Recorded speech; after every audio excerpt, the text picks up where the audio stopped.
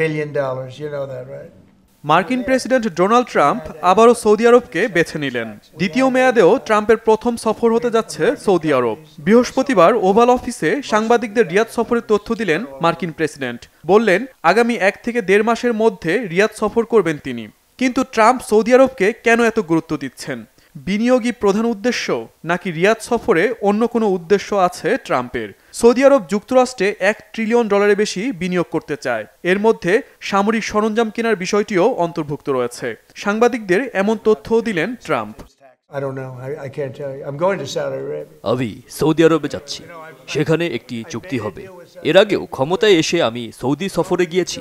সেবার দেশটির সাথে একটি বিনিয়োগ চুক্তি হয়েছিল। যুক্তরাষ্ট্রের ব্যবসায়ীরা তাতে লাভবান হন। এবার $1 ট্রিলিয়ন বিনিয়োগ করতে চাচ্ছে রিয়াদ। এর মধ্যে সামরিক সরঞ্জাম কিনতেও তারা বিনিয়োগ করবে। সব মিলিয়ে সৌদির সাথে সামনে একটি ভালো সম্পর্ক হতে যাচ্ছে। This time, প্রথমবার ক্ষমতায় এসেও প্রথম বিদেশ সফর হিসেবে সৌদি আরবকে বেছে নিয়েছিলেন ট্রাম্প। সেই সফরে সৌদি আরবের সঙ্গে $350 বিলিয়ন বিনিয়োগ চুক্তি ঘোষণা করেছিলেন। ইউক্রেনের প্রেসিডেন্ট ভলোদিমির জেলেনস্কিও আগামী সপ্তাহে সৌদি আরবে সফর যাচ্ছেন। সফরে সৌদি আরবের পাশাপাশি যুক্তরাষ্ট্রের প্রতিনিধিদের সাথে আলোচনা করবে ইউক্রেন প্রতিনিধিরা।